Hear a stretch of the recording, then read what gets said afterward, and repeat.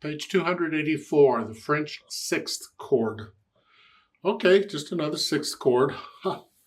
It's sort of inharmonically the same as the seventh, but not really. Look at the top, toward the top of page 284. You see the whole notes, the chords with the whole notes.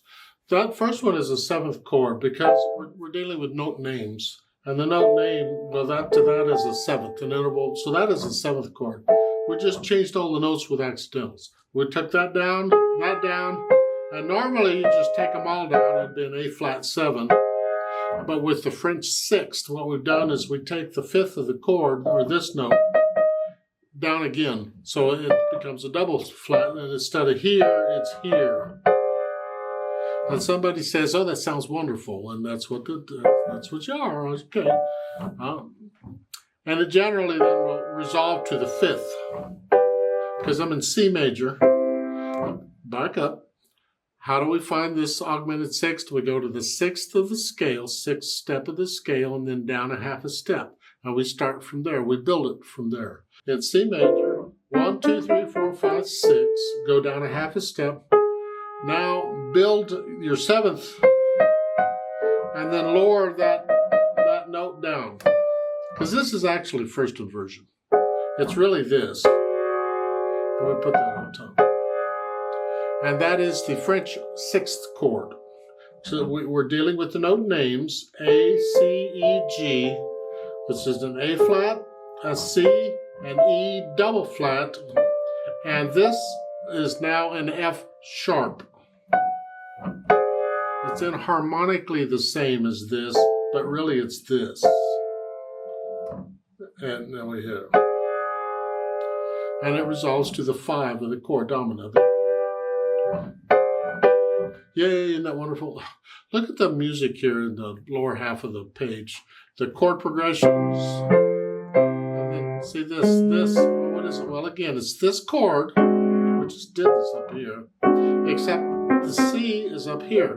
So I just rearranged the notes. But the point is the A flat is still on the bottom. It's still in first inversion. And then this goes to the 1 in second inversion.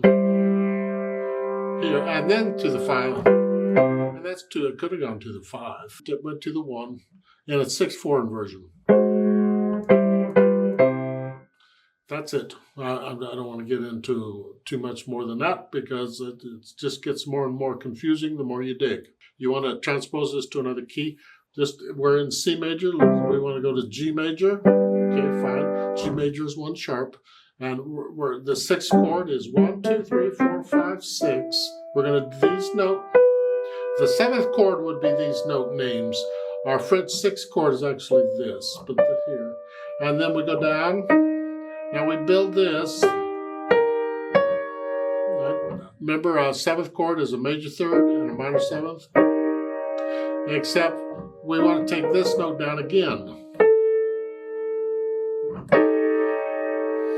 It just sounds lovely, and then that could resolve to the fifth of the scale, which in G major would be here. That's it. Now keep in mind on this French sixth, this is not a D flat, this is a C sharp. And this note is a B double flat. So I have an E flat, G, B double flat, and a C sharp. I don't know if you get confused if you want to, but that's as far as I care to take it. I don't really care about this because I don't compose or I don't arrange things. So I'm fine, and I don't even like this sound anyway. I'm not going to use it. But some people like it, obviously, because it's used.